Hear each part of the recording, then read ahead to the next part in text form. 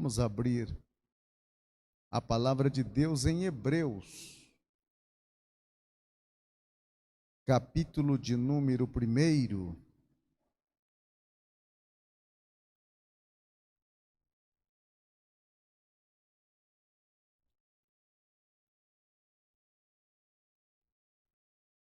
Hebreus capítulo 1, versículo 5.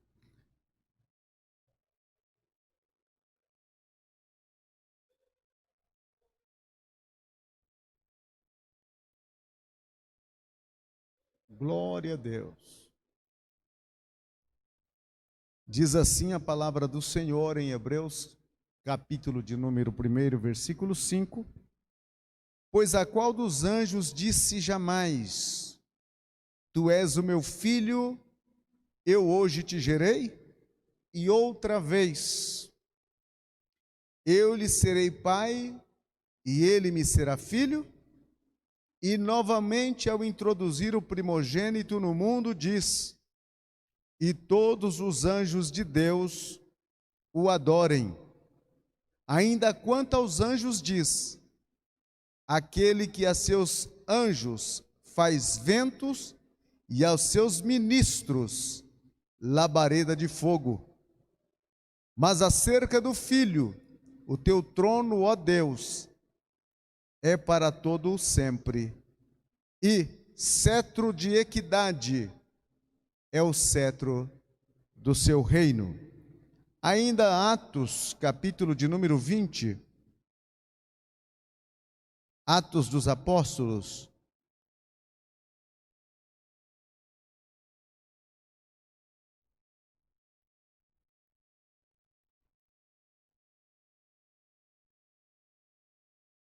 capítulo 20, versículo de número 25.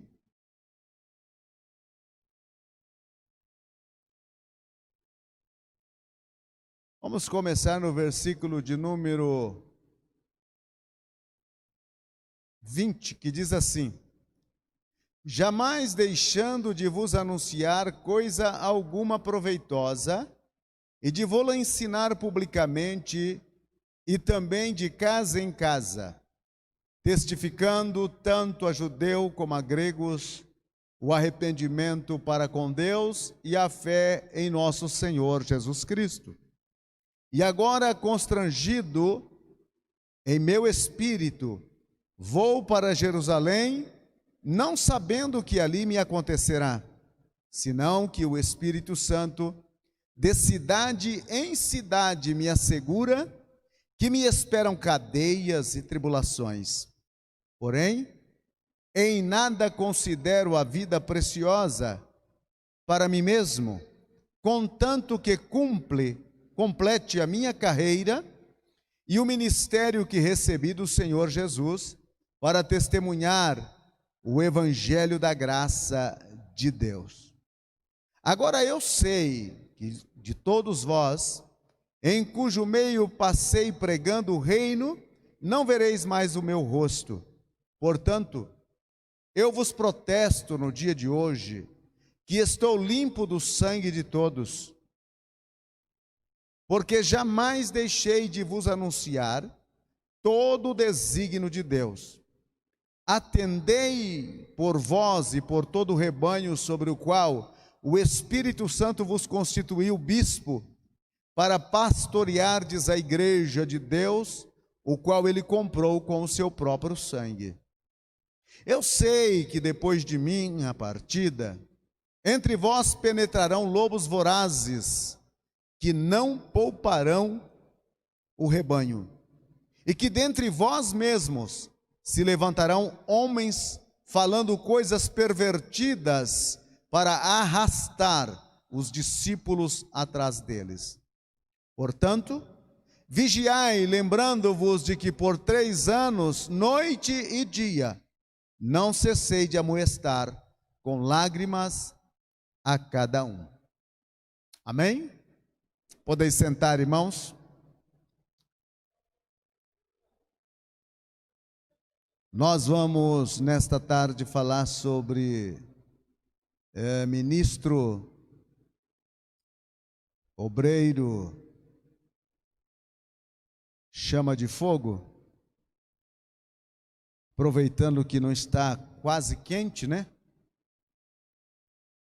Quem sabe nós teremos até o final da nossa reunião um fogo mais abrasador. Meus queridos irmãos, no primeiro texto que nós fizemos leitura de Hebreus, ali o escritor está considerando a superioridade de Cristo.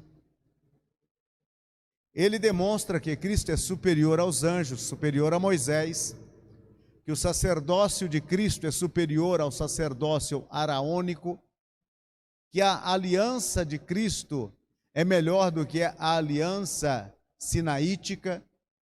Ele também apresenta Cristo com um sacrifício superior aos sacrifícios que eram ministrados no templo, como os sacrifícios de animais.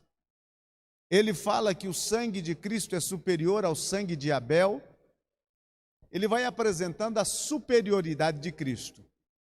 O tema que resume o livro aos Hebreus é a superioridade de Cristo. E ali, neste versículo que nós fizemos leitura, na superioridade que ele está apresentando entre Jesus e os anjos, ele disse que Deus faz dos anjos seus mensageiros e os seus ministros chama de fogo. Claro que ele está usando o perfil de um anjo para demonstrar que o anjo, ele está a serviço de Deus. O anjo, ele está para fazer aquilo que Deus assim o determinou. É um executador dos propósitos de Deus.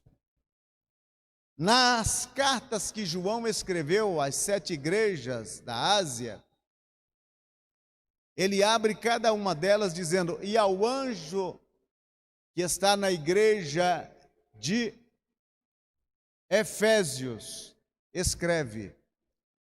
E ao anjo de Esmirna, Tiatira, Pérgamo, Filadélfia, Laodiceia, ele dá a conotação de que aqueles que estão incumbidos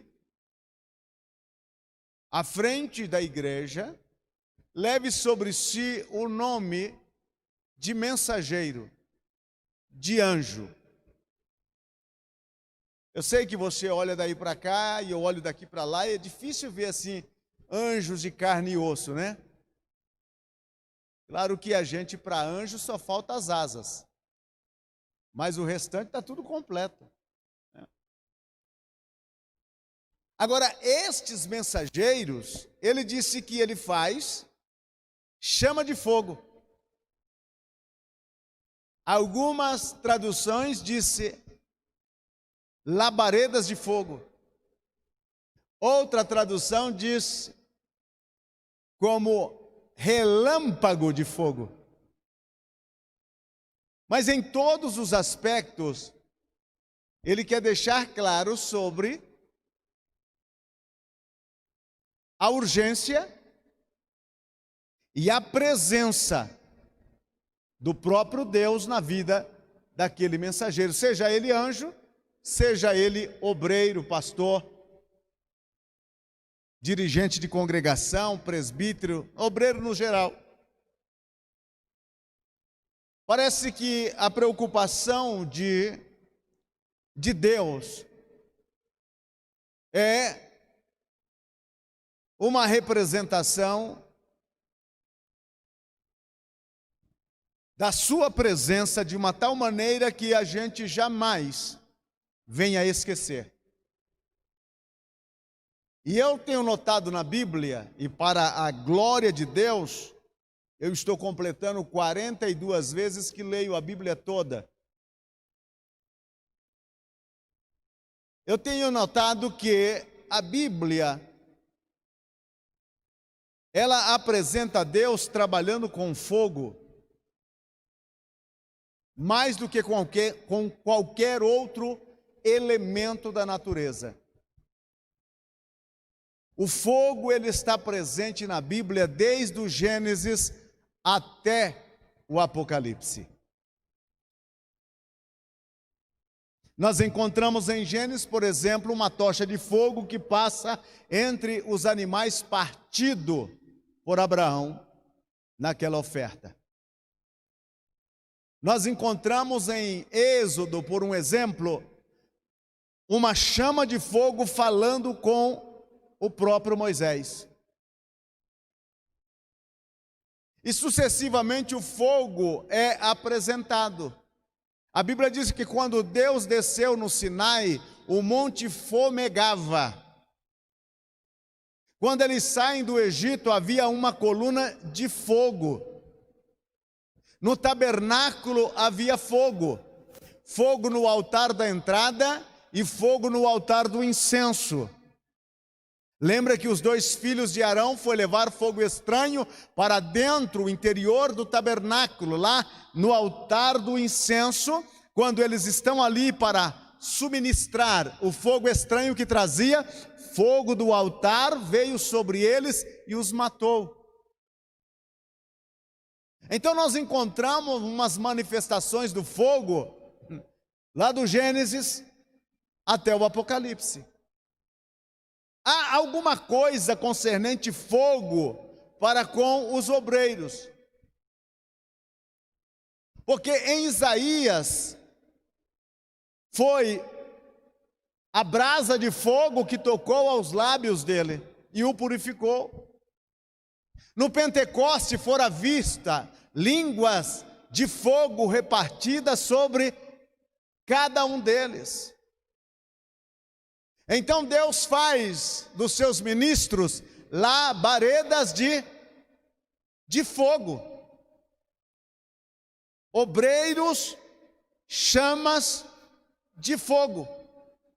Nesta situação em que estamos vivendo agora, só vai poder realmente parar de trás de um púlpito para anunciar o Evangelho ou a palavra de Deus, obreiros que realmente tenham fogo na alma. Porque a maioria das pessoas hoje estão dizendo a nós obreiros, estamos cansados de ouvi-los, queremos agora ver aquilo que vocês falam. Nós falamos que Deus cura e não vemos a cura. Nós falamos que Deus transforma e não vemos a transformação. Nós falamos que Deus enche com o Espírito Santo e pouco se vê deste Espírito Santo. Então, os que estão indo a estar em nossas reuniões estão dizendo, mostra-nos. Eu me lembro sempre da história, e é propícia pela época, de um candidato que estava pleiteando em uma eleição uma vaga de vereador lá no Amazonas. E naquele tempo fazia comício, vocês se lembram do comício? Então naquele tempo fazia comício, e as pessoas vinham, e aquele grupo vinha o candidato a prefeito com o candidato a vice, e aquela quantidade de vereador, porque esse monte de vereador não é só Araçatuba que tem 200 não, tem muitos lugares que tem mais. E vinha aquele monte de candidato a vereador, e deram a oportunidade para um deles. E ele começou a dizer, olha, se vocês votarem em mim, eu vou construir uma ponte que vai ligar daqui do outro lado. E lá naquele estado só precisa de ponte onde tem rio. E um que estava no meio da multidão, ouvindo ele falar, gritou e disse, mas aqui não tem rio. Ele disse, não, o rio eu faço depois da eleição. Então ele estava prometendo uma ponte, o rio ele ia fazer depois. Assim somos nós. Nós prometemos muitas coisas e as pessoas que estão se acercando agora, eles estão dizendo, eu quero é ver. É por isso que o apóstolo Paulo disse, a minha mensagem não foi de persuasão, mas em demonstração do poder do Espírito Santo. Agora, meus queridos irmãos, este nosso análise Na questão do fogo, se faz necessário nós entendermos o seguinte: que eu e você, como obreiros, precisamos despertar o fogo do Espírito Santo dentro de nós. Necessitamos. O Espírito Santo é o agente que vai mudar o panorama de crises. Mas ele não vai mudar por si. Ele vai usar aqueles que se colocarem à disposição para serem usados. Vou repetir. O Espírito Santo, ele é a solução para todas as crises. Se você vai para a Bíblia, você vai ver que toda vez que houve crises, o Espírito Santo veio sobre alguém e este alguém foi usado para mudar a situação. E o que vai mudar a situação no tempo de hoje é obreiros que tenha dentro de si a chama do Espírito Santo, que realmente estão queimando não é que estão queimados, estão queimando por dentro, pelo poder do Espírito Santo.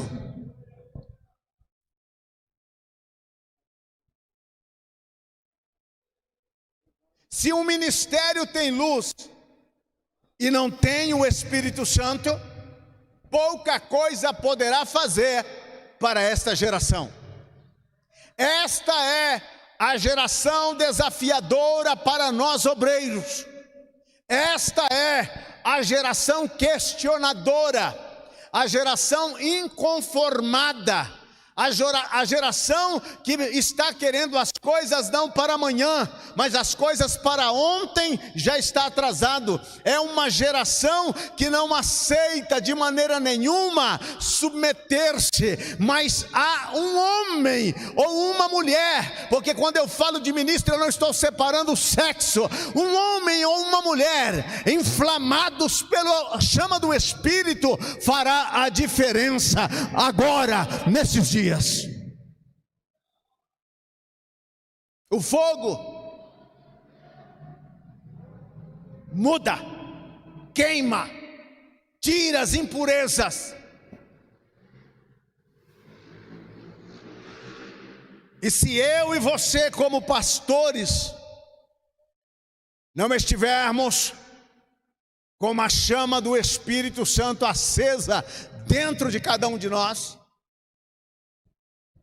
estaremos simplesmente tendo uma igreja de entretenimento. Estaremos entretenendo os crentes.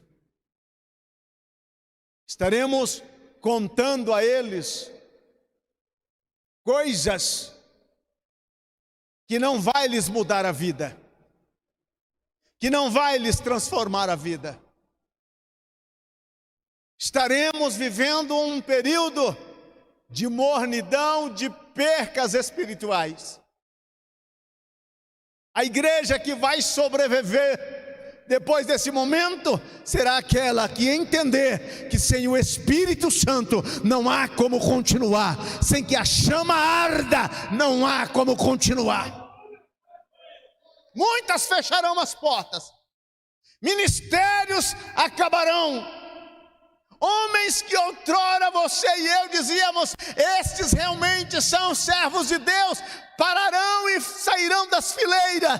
Mas outros que ninguém nomeou, que ninguém dava nada por eles, os anônimos e dos anonimatos sairão para poder fazer a diferença, porque terão a chama do Espírito Santo queimando dentro de si.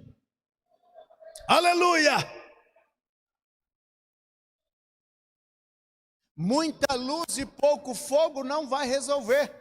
É fogo, mas não é fogo de palha. É fogo do Espírito. Fogo do Espírito. Quantos querem ser inflamados por esse fogo? Aleluia, aleluia. Glória a Deus.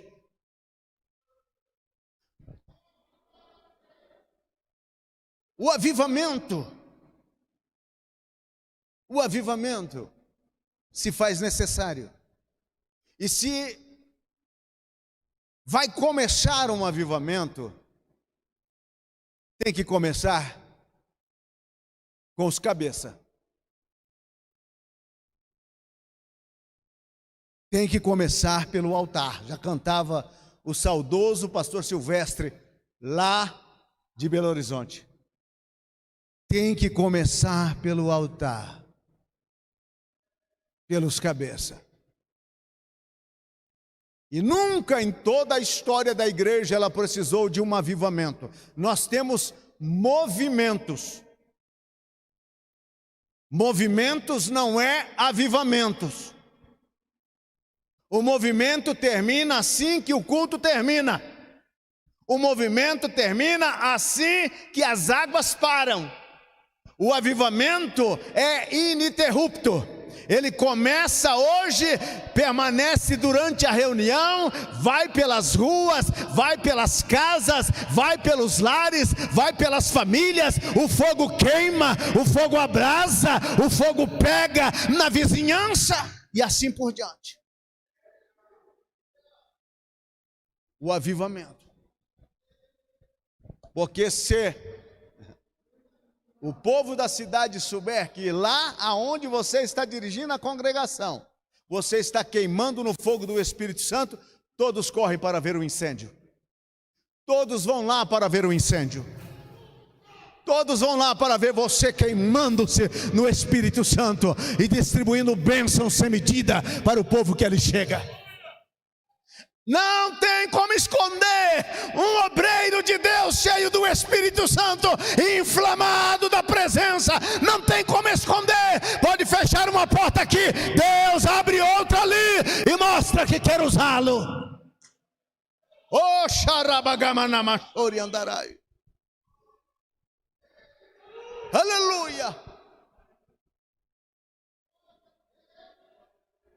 O avivamento da Rua Azusa começou com alguém que a gente não deveria nem mesmo nomear como pastor. Um negro que começou a sentir fome de Deus por um avivamento. E ele enfiava a cabeça num caixote e dobrava o joelho em um assoalho de tábua, em uma casa bastante velha. E por 5 anos consecutivos, ele orava 5 horas diárias, pedindo para o Senhor enviar um avivamento na vida dele. Uma irmã que tinha ido no país de Gales e havia recebido o batismo com o Espírito Santo, veio fazer uma visita àquela pequena congregação, se assim podia dizer, aqueles poucos esparsos crentes. E ela chegou ali, e quando começou a orar, Jesus começou a batizar com o Espírito Santo. Dias mais tarde, ele também foi batizado com o Espírito Santo. A cidade toda foi tocada, Los Angeles inteira foi sacudida. O lugar onde ele se reunia não cabia 12 pessoas, dali eles foram para um lugar maior, e para um lugar maior, e o fogo se estendeu, chegou em Belém do Pará, chegou em Araçatuba, e vai prosseguir, porque esta igreja ainda tem homens de fogo. Se tem fogo aí, levanta a tua mão, e dá a melhor glória que você pode dar a Deus. Aleluia.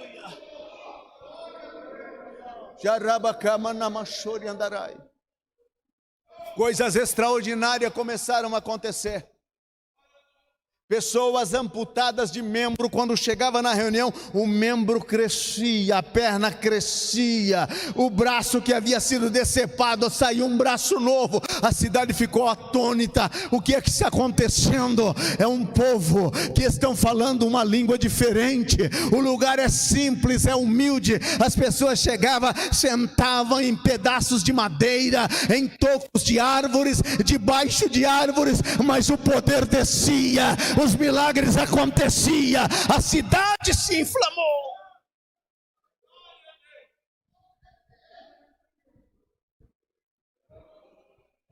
Aleluia! Precisamos disso. Quando nós não damos lugar ao Espírito Santo, nós damos lugar à carne. E aí nós começamos a fazer atividade para homens. Nós começamos a levantar as celebridades, uma atrás outra. Colocamos o Espírito Santo de um lado e vamos nos preocupar somente com nomes, com personalidade, com cantores, com pregadores que muitas vezes, ao invés de estar no altar da oração, saem de motéis, de lugares de luxúria, para assumir púlpitos de nossas igrejas, para transformar aquele lugar num lugar onde não é Pentecoste, mas é suar, é transpirar. Mas Deus ainda está dizendo: eu vou levantar homens inflamados pelo Espírito, eu vou levantar homens cheios do Espírito, que vão anunciar a minha palavra. Eu ainda vou trazer um avivamento sobre esta terra. Começa por mim, Jesus.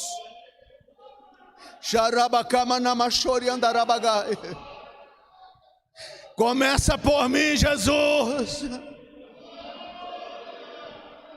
Começa comigo.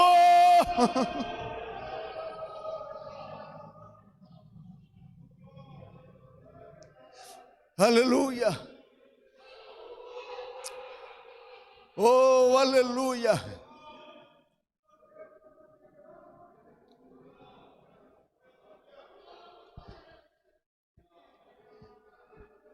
Muitos de nós já experimentamos em nossas vidas o fogo do Espírito Santo. Muitos. Mas por um descuido, o perdemos. É mais difícil manter o fogo aceso do que começar ele.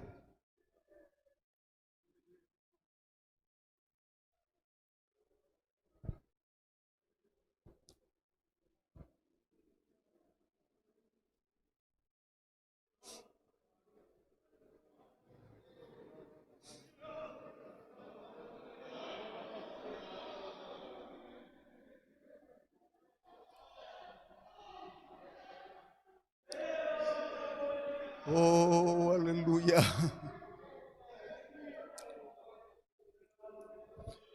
Como saber que eu estou inflamado pelo fogo do Espírito Santo?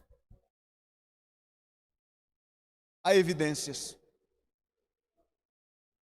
As evidências, elas nos dão a nós a certeza de que algo está acontecendo no nosso interior.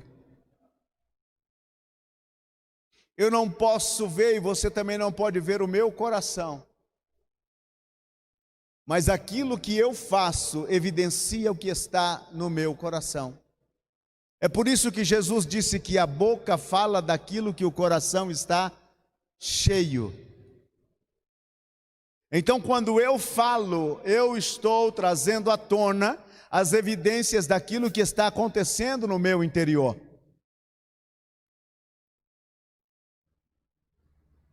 Aquilo que está no meu interior é exteriorizado através da minha fala, das minhas atitudes, das minhas ações. Então, como eu sei se estou inflamado por dentro pela chama do Espírito Santo? Primeira forma, quebranto. O que é um quebranto? O quebranto é um coração compungido, um coração quebrado diante de Deus. O que é um coração quebrado diante de Deus? A palavra quebranto é o mesmo que desmiuçado. É como jogar um vaso no chão e ele se partir. É um coração desta natureza. Ali, coração quebrantado e contrito, não desprezará, ó Deus. Ali.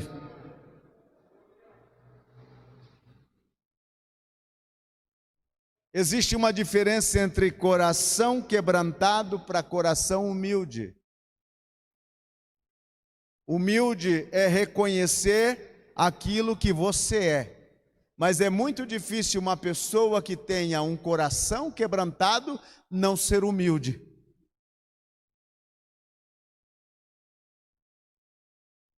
Todos os que têm um coração quebrantado também têm a virtude da humildade. E como é a virtude da humildade? Ela se manifesta no reconhecimento daquilo que eu sou e do desejo de ver o outro acima de mim. É como disse Paulo: considerai cada um superior aos demais. E Jesus disse: aprendei de mim que sou manso e humilde. Humildade. Humildade não é pobreza. Humildade não é vestir roupa rasgada, sapato rasgado, para transparecer que é humilde. Não, isso é pobreza mesmo. Porque é possível estar vestido com trapos e ainda estar sendo orgulhoso e arrogante. É possível comer ovo e arrotar peru. É possível. Agora, o humilde tem o reconhecimento de que ele é aquilo. Tiago disse que Deus dá graça aos humildes. Deus dá graça aos humildes, mas abate o orgulhoso. Olha que ele está usando a figura de um abatedor de gado. Você já foi em algum matador de gado alguma vez? Quando era menino em Três Lagoas havia um matador que eles usavam uma marreta. E aquela marreta era como um pêndulo, ela ficava segura, o boi entrava e soltava aquela marreta e dava no meio da testa e ele, ó. A Bíblia disse que Deus abate. O que é abater? Uma marretada. Nem quem é orgulhoso. Graças a Deus que orgulhoso aqui, os únicos que não são os bancos. Amém. Ele abate os orgulhosos, mas ele dá graça aos humildes. E os humildes têm um coração, não é as humildes não, os humildes têm um coração quebrantado. Tem a lágrima, não a de crocodilo, tem a lágrima do coração quebrantado no canto do olhar. Chora com os que choram. Sabe aonde você encontra os quebrantados? Nas reuniões de oração. Sabe aonde você encontra os quebrantados? Na visita do enfermo. Sabe aonde você encontra os quebrantados? Com aquele que não tem esperança e não tem o que compartilhar. Os quebrantados procura as pessoas que estão vivendo momentos adversos para chorar com elas, para colocar o braço nos ombros e dizer: não importa o que está acontecendo com você, eu vou te ajudar, eu vou orar por você, eu vou andar com você, e ainda que as coisas estiverem difíceis, eu não vou te abandonar. Quebrantamento. Quando você está cheio de amor por Jesus, foi a condenação que Jesus trouxe à igreja de Éfesos: tenho contra ti que abandonaste o teu primeiro amor. Isso é para o obreiro. Abandonaste o teu primeiro amor. Cheio de amor por Jesus. Se houvesse uma forma de medir, ou um termômetro para medir a intensidade do nosso amor por Jesus, qual seria a medida que temos? Em que ponto chegaremos?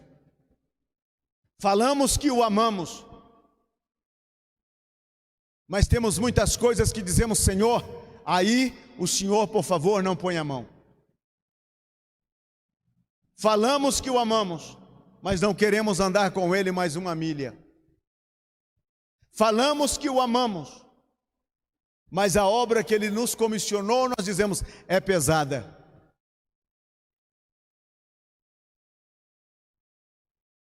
Falamos que amamos a Jesus e não estamos dispostos realmente a carregar a cruz como verdadeiros seguidores de um Jesus que não aceita a renúncia.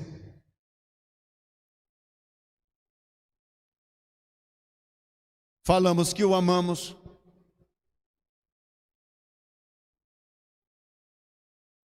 mas o seu trabalho para nós causa fadigas, dores. O pastor me colocou lá naquela congregação, uma bucha. Aquilo é uma bucha. Lá não vai, aquilo lá nada acontece.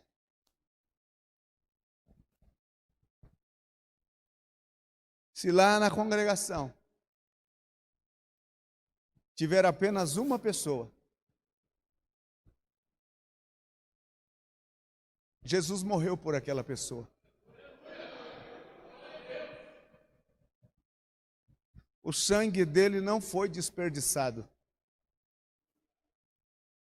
Aquela pessoa é importante. Pode não ser importante para você, mas se estiver cheio do amor de Jesus, se é importante para ele, será importante para mim.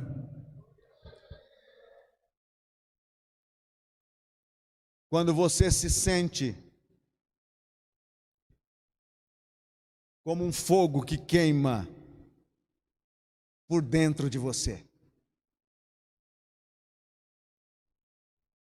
Jeremias disse, falei que não vou falar mais o nome dele, mas quando eu assim o disse, foi como chamas de fogo no meu interior.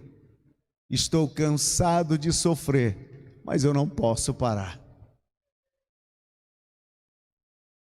Há um fogo que queima por dentro. Há um fogo que faz você despertar ao amanhecer e você vai para o seu canto da oração com um sorriso. A oração não é um peso, você não vai arrastando-se até o lugar da oração e tem que orar de novo hoje. Não, você não vai se arrastando, você vai com uma fisionomia de alegria, dizendo, vou ter o meu melhor encontro do dia, que é o encontro com o meu Senhor. E você dobra o joelho ali e aquele fogo começa a queimar no seu interior e você não quer outra coisa a não ser dizer para ele, Jesus, eu te amo, não importa o que vai acontecer daqui para frente, eu te amo, não importa o que tenha que fazer, mas eu te amo, a minha vida está nas tuas mãos. E você levanta dali dizendo, aonde é que está um gigante que eu quero ver, se Jesus ainda está disposto a estar comigo para matar gigante, ele vai estar. Eu quero ver se Jesus está disposto a ir comigo a lugares que eu vou, ele vai chegar primeiro, porque ele dará a você o fogo para você dar continuidade à missão que um dia ele entregou a você. Eu sei que não é fácil. Eu me lembro quando nós viajamos para fazer um culto no Capatará, do Badajoz no Capatará, era 8 horas de viagem, na nossa canoinha. Se nós estamos reclamando desse de 42 graus aqui em Araçatuba, lá 42 graus é na sombra, é 48, 50. E a nossa canoa não tinha toldo, não tinha nada, debaixo daquele sol causticante em direção ao Capatará. Uma senhora passou lá no povoado e disse: pastor, fiquei sabendo que o senhor está tirando umas missas fortes. Vai lá no Capatará falar de Deus para a gente. O meu marido está doente. E para lá nós fomos. Uma época muito difícil, porque lá o Amazonas, quando vem as cheias, os peixes entram para dentro da mata fora, os animais vão para aquelas pontas de terra bem longe, e a comida fica escassa.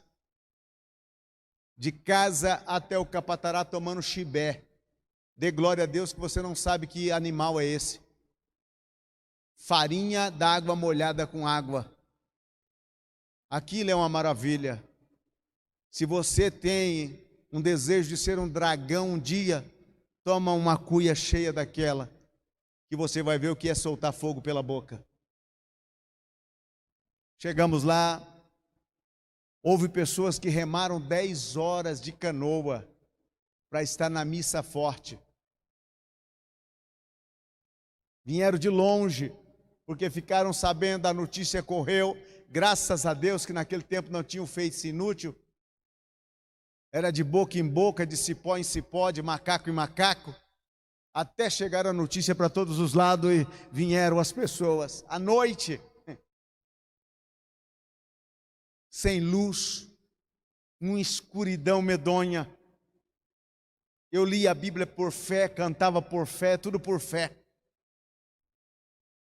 Mas na hora do apelo,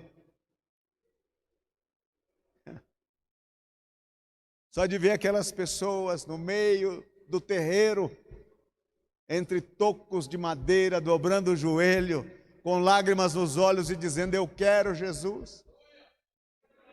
Não tem preço que pague. E quantas vezes eu dizia: Senhor, eu não tenho forças para ir. Eu queria tanto estar lá no Lago do São Francisco fazendo um culto, mas eu não tenho como ir. E aparecia alguém. Eu não me esqueço do irmão Sebastião. Eu de madrugada desejava fazer um culto e de manhã ele chegava e dizia: pastor, por que nós não vamos naquele povoado? Eu disse: irmão Sebastião, vontade eu tenho, mas eu não tenho como. Fica tranquilo, pastor, eu vou remando para o senhor. 12 horas de remo até chegar naquele lugar. Sabe para quê? Para falar de Jesus. E eu tenho dito ao Espírito Santo que se Ele me mandar de novo, eu vou. Porque não existe coisa maior e mais importante do que o amor devotado a Ele. Obreiros de Deus, eu vos conclamo nesta tarde, abramos o nosso coração e começamos a amar a Jesus de verdade.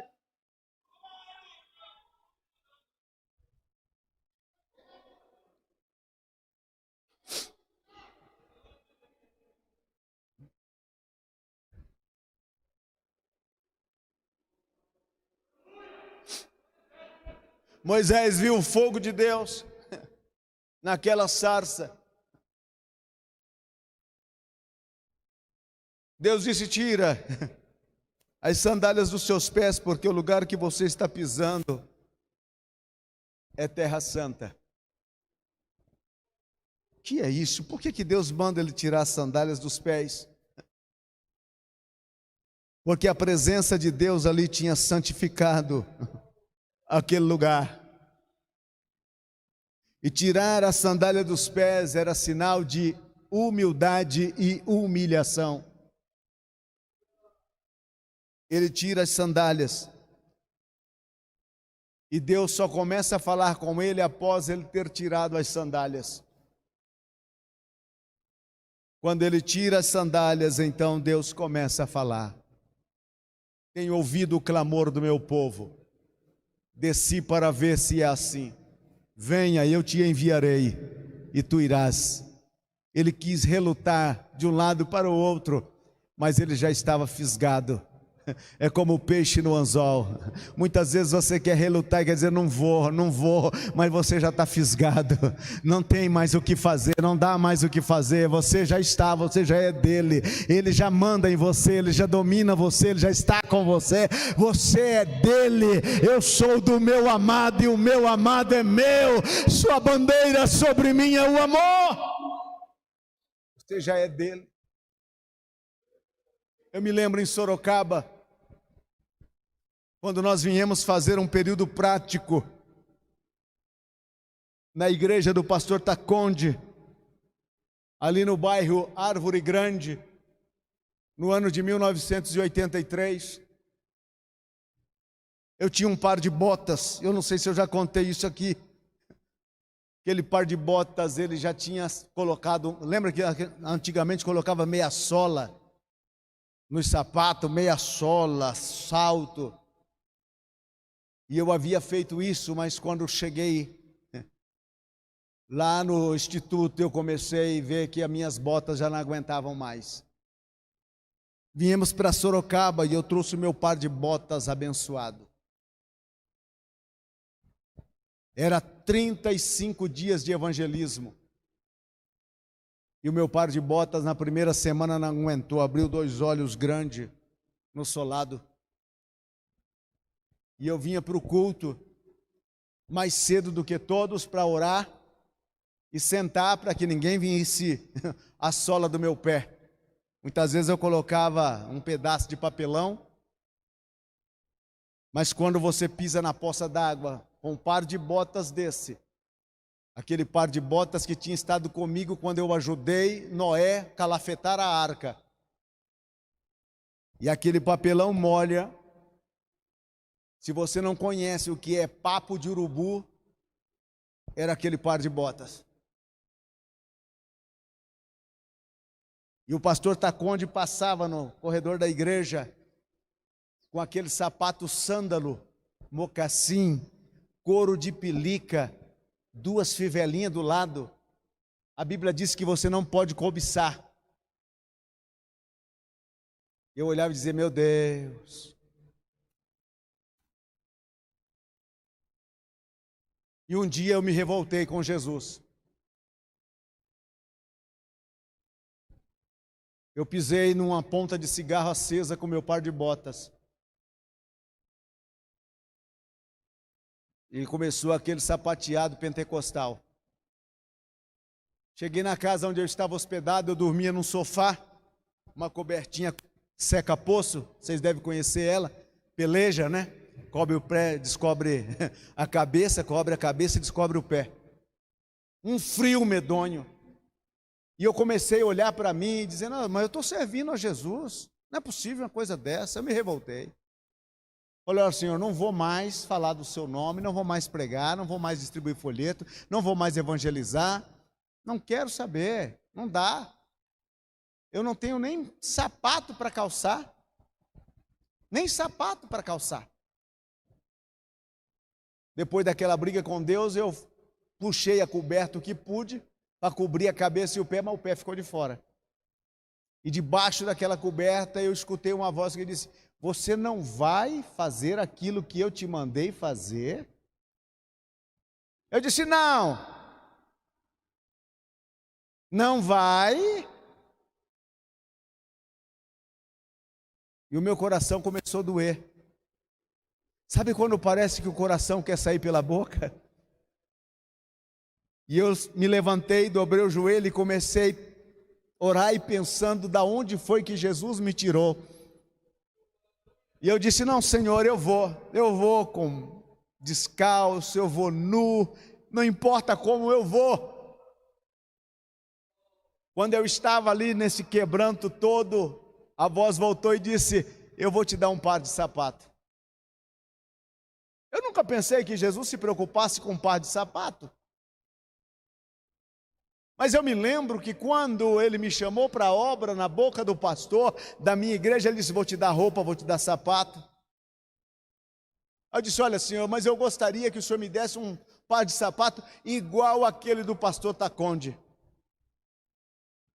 Um sândalo, mocassim, couro de pelica, que tem as fivelinhas do lado.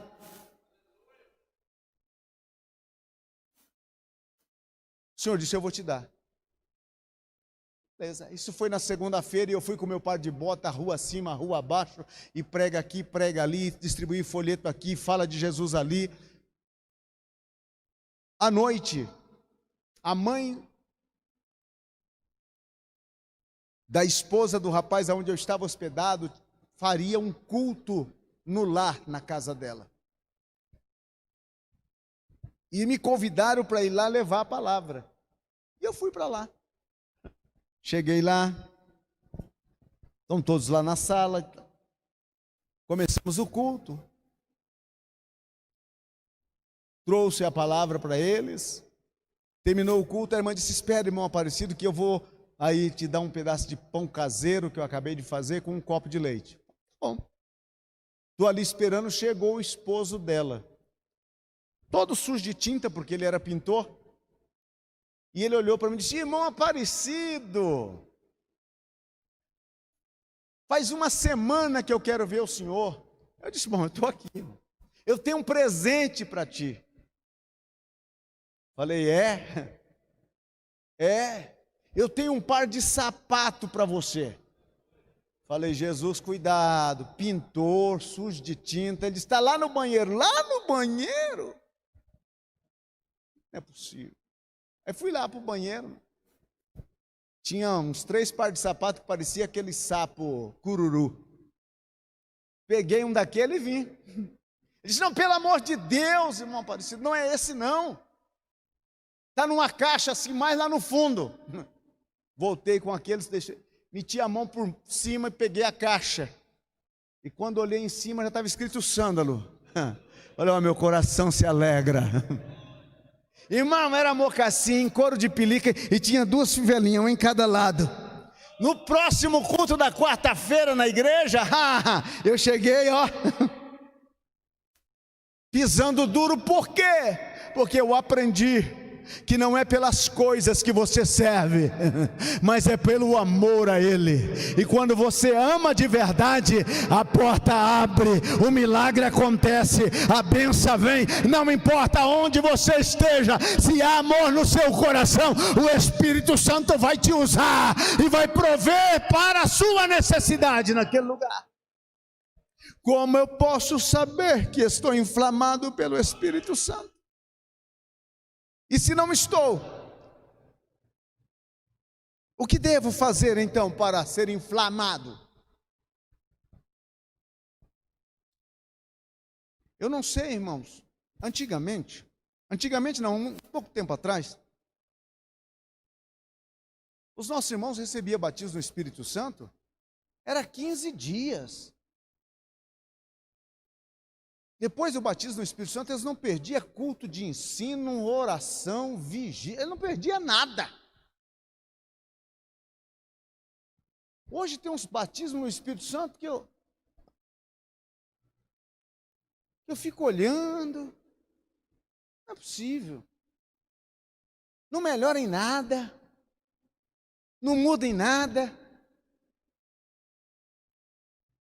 Se foi batizado no início do congresso, não consegue nem cumprir os 3 dias de congresso, já falta o último dia. Não consigo entender esse batismo no Espírito Santo. E esse pessoal com esse tipo de batismo no Espírito Santo são os que nós temos separado para ser obreiro. Apesar de que tem aí uns obreiros que batizou outro com o Espírito Santo. É do nosso ministério.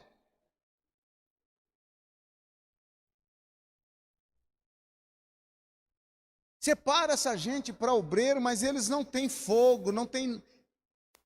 Primeira semana é uma bênção. Segunda semana acaba o gás.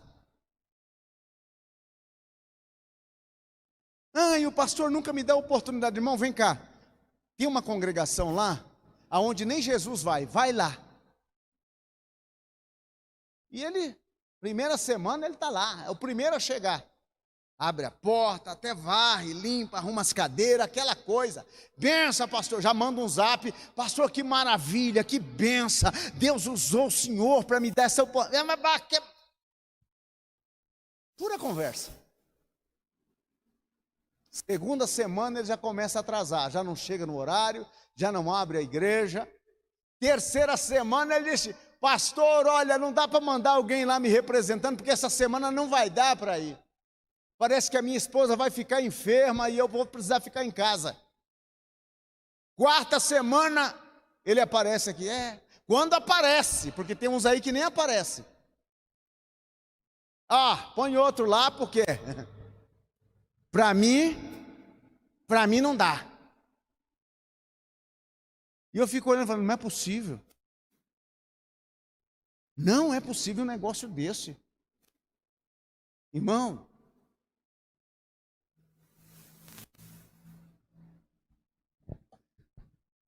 quando o fogo está queimando, você não olha para as dificuldades.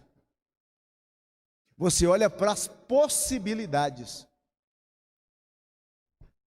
Não importa, a pé, mas eu vou chegar. Eu vou estar lá. Não vem ninguém, mas eu estou lá, eu sou alguém. Você sabe o que é tirar 2 horas de oração num piso frio? Parecia que o gelo subia de baixo para cima. Eu, minha esposa, minha filha e o meu filho eram os únicos. Ano a fio. Nós ali. E Deus teve misericórdia, depois trouxe um casalzinho de velho para acompanhar a gente.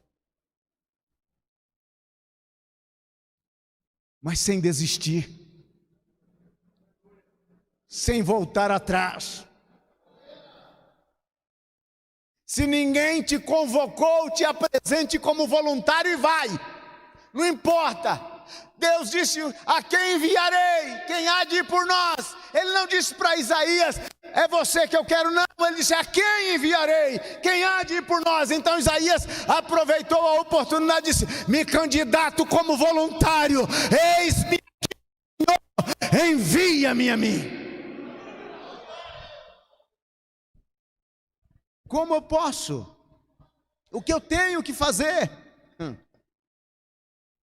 Olha, irmãos, ventos estranhos assopra contra o fogo do Espírito Santo que está aceso na tua vida.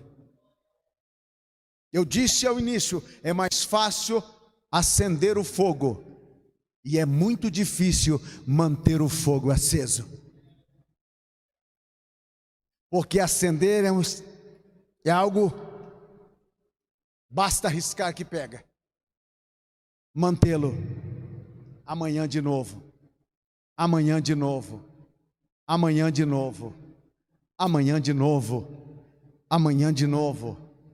1 ano, 2 anos, 3 anos, 4 anos, 10 anos, 20 anos, aí você olha para esse pessoal que prospera aonde coloca a mão e você pergunta: qual é o seu segredo? Ele disse: o velho segredo. Mas qual velho segredo? O velho segredo, o velho segredo, o velho segredo. Mas qual velho segredo? A oração. Este é o segredo. O único que pode manter o fogo do Espírito Santo aceso na tua, na minha vida, é a oração. Quem ora, ele está fazendo com que o fogo continue ardendo sobre o altar. Orar. Cuida do fogo. Cuida do fogo. Quando eu ia pescar com meu pai aqui no Paranazão, na Ilha Solteira, à noite, ele acendia uma lamparina e dizia: você fica cuidando do fogo, não deixa este fogo apagar.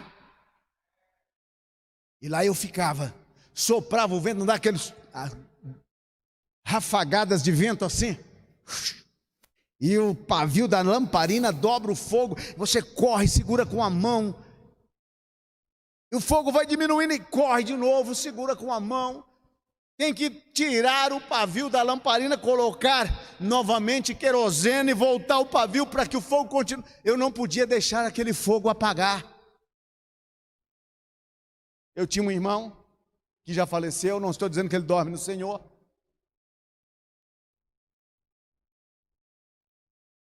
Meu pai levou ele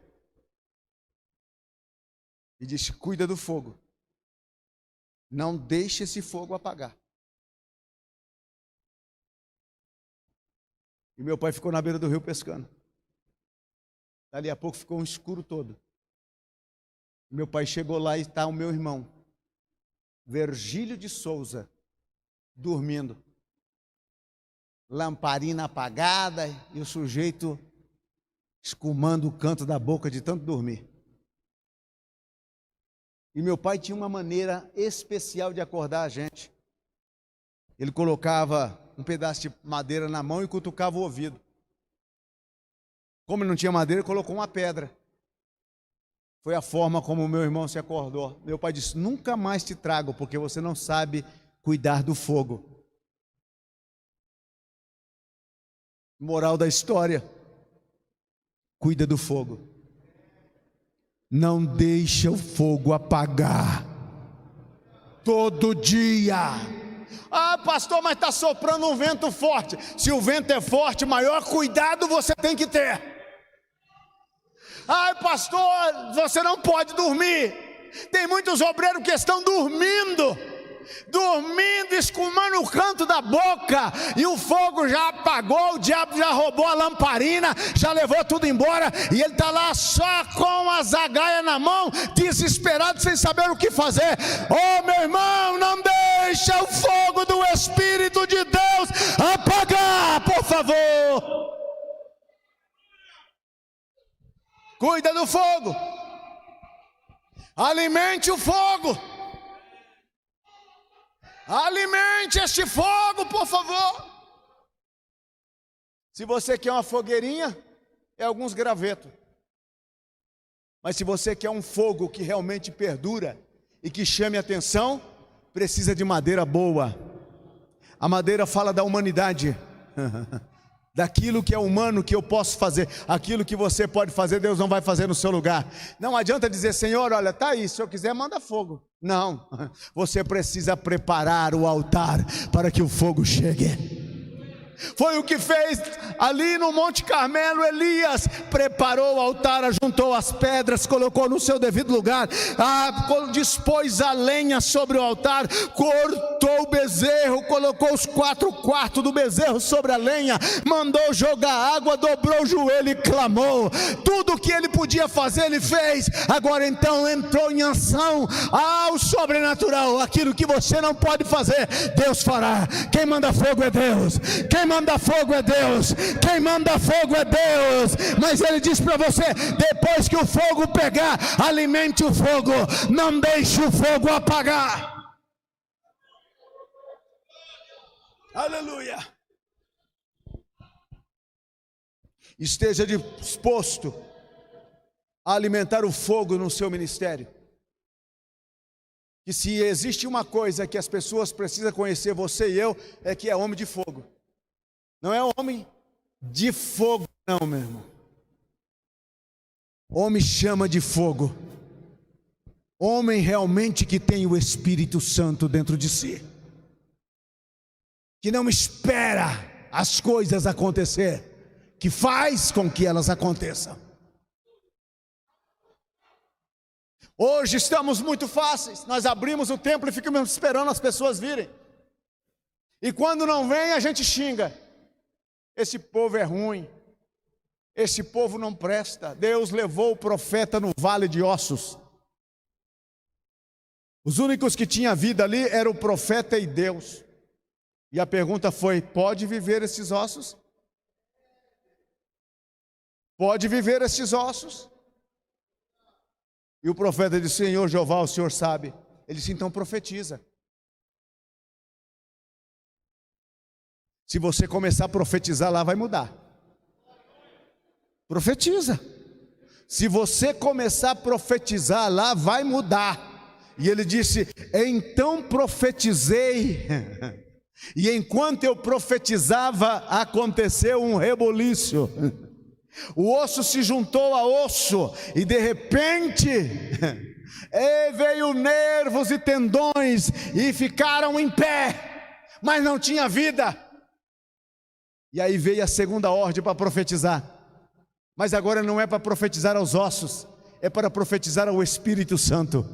Você já imaginou o profeta olhando: ó Espírito, ó Espírito, eu gosto disso, ó Espírito, vem dos quatro ventos. Deus está dizendo: profetiza ao Espírito Santo. Se a congregação lá você acha que está como um vale de ossos, profetiza. Profetiza, homem de Deus, profetiza, filho de Deus, profetiza, abre essa tua boca santa e profetiza sobre aquele vale. E quando você vê começar a aparecer os sinais, aí profetiza o Espírito Santo: agora vem, Espírito Santo, derrama aqui, derrama aqui. Deus quer fazer daquela congregação uma congregação de homens e mulheres de fogo, mas vai começar por você, vai começar por mim, vai começar por nós. Ele tem que começar pelo altar. Eu preciso primeiro estar queimando, para que através do fogo de Deus na minha vida, o fogo seja estendido aos demais.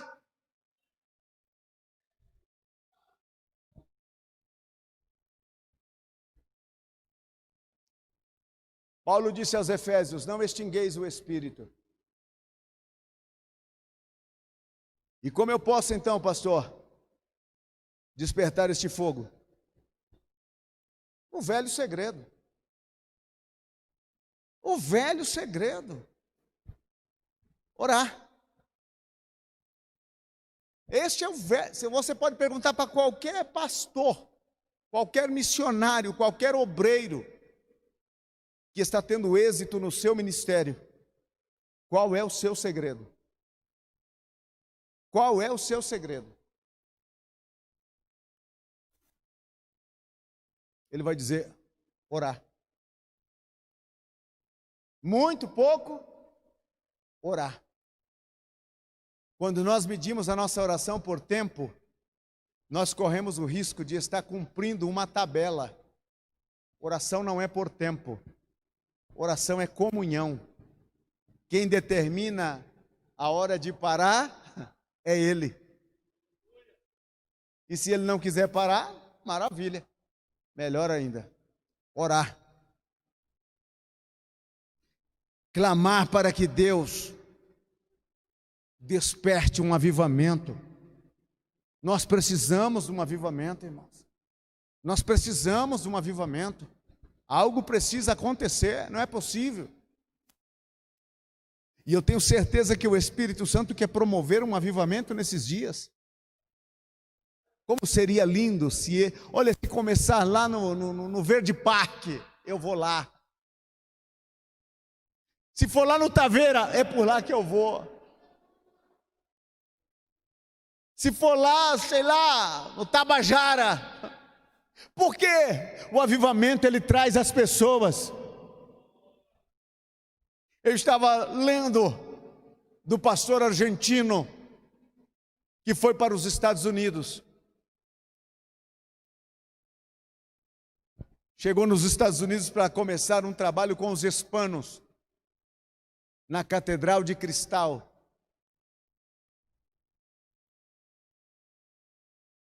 Houve um problema. A igreja quebrou, e nos Estados Unidos, se você não paga os impostos, os seus bens, ou os bens que a organização tem, é confiscado para ser leiloado e devolver os valores para o cofre público. E a igreja tinha umas dívidas grandes, dissolve a igreja. E de repente ele ficou sem nada. Aí ele alugou um salão de um hotel e começou fazendo culto. Pouco tempo, não cabia mais, ele foi para outro lugar, e agora ele comprou uma arena. O nome da igreja dele é River Church. Uma arena, 15 mil pessoas. as pessoas fazem fila. Ele tem 2 cultos no domingo. As pessoas fazem fila para estar no culto. E quando alcança a quantidade da capacidade do local, fecha a porta e muita gente volta embora triste, porque não conseguiu entrar no culto. Você quer que as pessoas façam fila na porta da sua igreja? Só tem 2 formas. Uma para cobrar as contas que você deve, ou então para estar no culto adorando a Deus naquele lugar.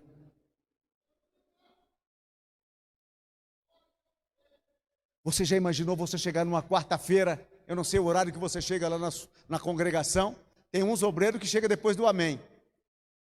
Eu não sei que horário você chegou e o pessoal está aquela fila na porta da congregação.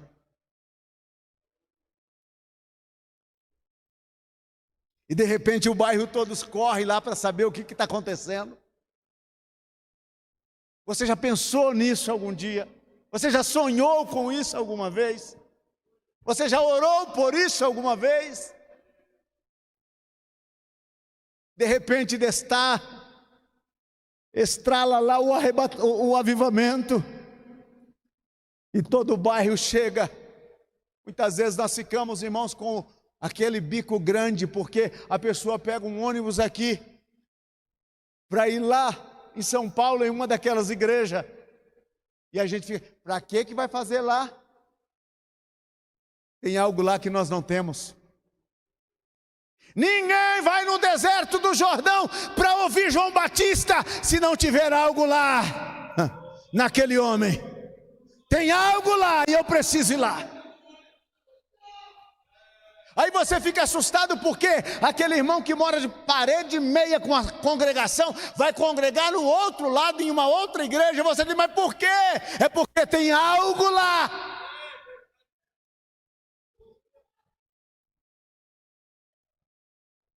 O que é que precisamos? Dele. Se você fizer uma averiguação em Araçatuba, você vai encontrar crente desta igreja aqui em quase todos os ministérios. E você diz, e por que foram? E não adianta vir com aquela palavrinha, saiu do nosso meio porque não era dos nossos. Tem algo lá. Deus não faz acepção de igreja, para Ele toda a igreja. Mas a igreja que mais busca, mais tem. A igreja que mais trabalha, mais tem. A igreja que mais ora, mais fogo tem, mais milagre acontece.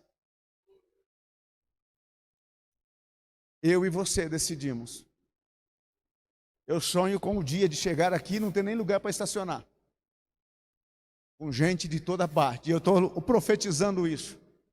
Eu passo aqui em frente profetizando, eu volto profetizando, eu entro aqui dentro profetizando, eu oro nesses bancos aqui, eu abençoo as pessoas por fé que vão sentar nestes bancos. Você diz, pastor, que loucura é essa? Eu sou louco mesmo. Porque eu creio. Eu creio que um dia o fogo virá.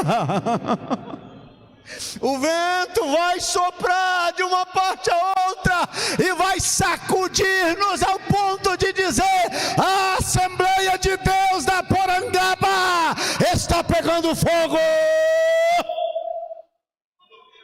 Eu creio.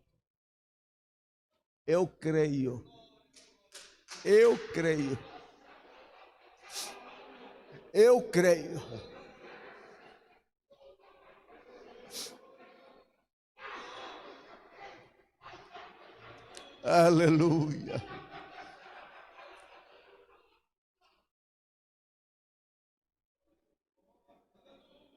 Ficamos em pé, por favor.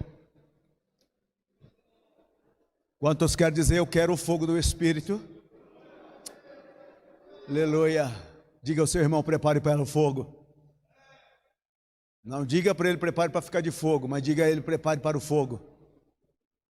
O fogo do Espírito virá. Curve a sua cabeça, feche os seus olhos.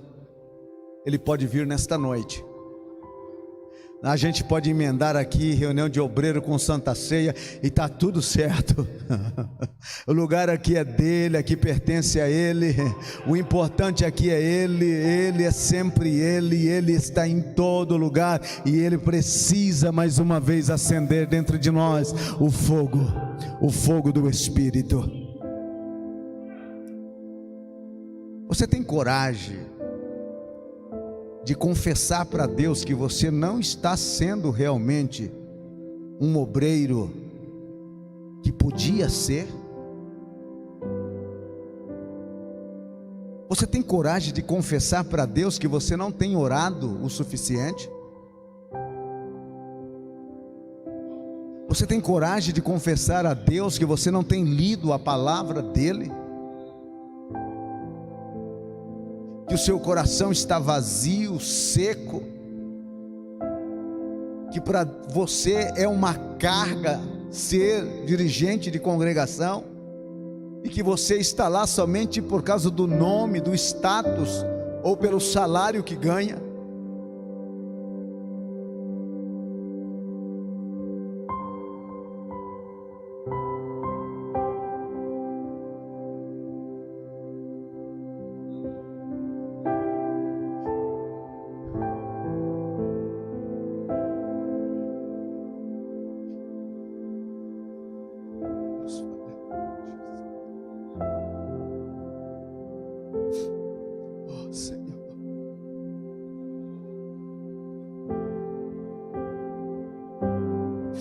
Espírito do Senhor, estamos na tua presença, pedimos o teu avivamento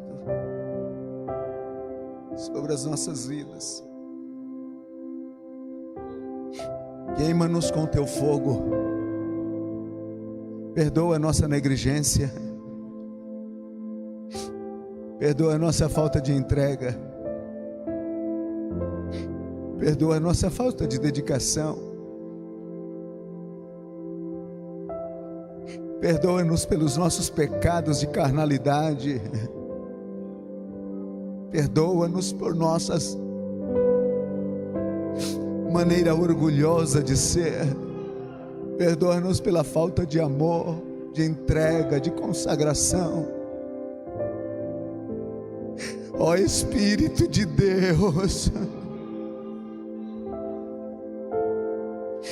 vem sobre a minha vida, vem sobre o nosso ministério, vem sobre os nossos obreiros, vem queima, acende novamente a antorcha dentro do nosso coração, queima, Senhor, dentro do nosso coração.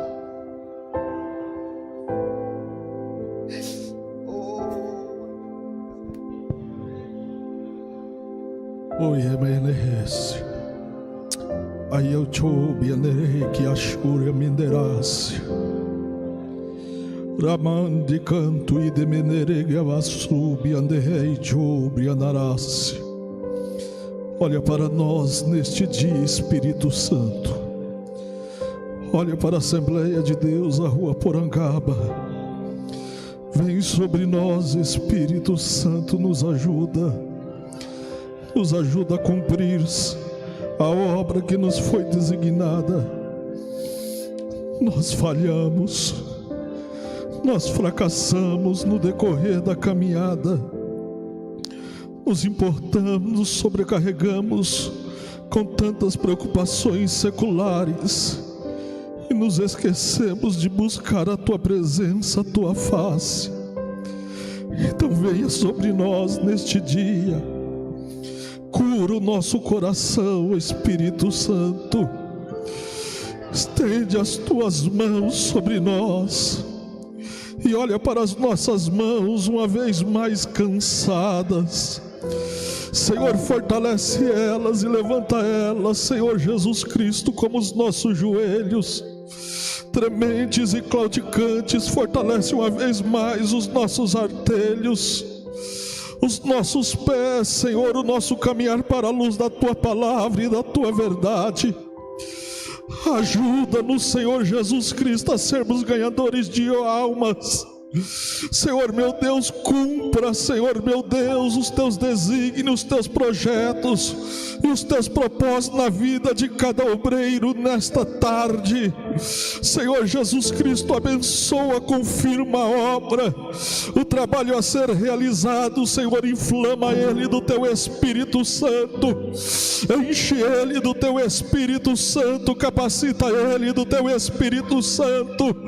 Toma ele, ó Pai celestial, deste dia, Senhor Jesus Cristo, e quando chegar na congregação, coisas extraordinárias, Senhor Jesus Cristo, acontecerão, vidas serão impactadas, Senhor meu Deus, transformadas pelo poder da tua palavra, pela tua unção, Senhor Jesus Cristo, que é derramada sobre a tua igreja. Senhor, levantamos, Senhor Jesus Cristo, as nossas mãos e te pedimos, Senhor, santifica para a obra santa. Senhor meu Deus, toca nos nossos lábios, Senhor, e tira toda a impureza, toca no nosso coração e tira tudo aquilo que não te agrada, Senhor Jesus Cristo, para que no abrir da nossa boca, no estender das nossas mãos, Senhor, milagres aconteçam, sinais, prodígios e maravilhas aconteçam. Senhor Jesus Cristo, o bairro seja impactado,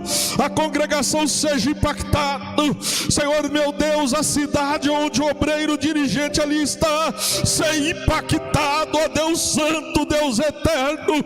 Faz esta obra começando em nós nesta noite, faz isto, ó Senhor Jesus Cristo, nos perdoa, Senhor, ó Jesus Cristo, para que possamos ser o mesmo diante de Ti. Nos ajuda, Jesus, nos ajuda, Jesus, nos ajuda, Jesus, nos dá alma, Jesus, nos dá alma, Jesus. Abre as portas da salvação na congregação, Jesus. Envia, Senhor Jesus Cristo, Senhor meu Deus, pessoas sequiosas, pessoas sedentas, Senhor, mas que quando chegar, Senhor Jesus Cristo, na congregação, daquele púlpito, daquele altar, Senhor Jesus Cristo, o fogo que arde continuamente possa manifestar o teu poder. Senhor meu Deus, a água que dessedenta, Senhor meu Deus, aquele que tem sede, possa jorrar, Senhor Jesus Cristo, e haja transformação, Senhor meu Deus. Opera, Senhor meu Deus, na nossa vida. Ser pastor setorial, ser pastor, ser dirigente de congregação, ser presbítero, ser diácono, ser cooperador, ser um membro, Senhor, pois nunca deixamos de sê-los, ó Deus eterno, para te servir. Nós não te servimos, Senhor, pelos títulos, nós não te servimos por credenciais, nós te servimos porque nós te amamos, porque um dia levantamos a mão, Senhor Jesus Cristo, e dispostos a pregar a tua palavra, renunciamos tudo, Senhor, e entregamos a nossa vida aos teus cuidados. Arabancho brenei ramancho ibenei ibiahasu piatekiacho branai rebando e tebrasto me canto e barácia. Nos abençoa, Senhor, se conosco, é o que eu peço e te agradeço, em teu santo e eterno nome, Jesus. Amém.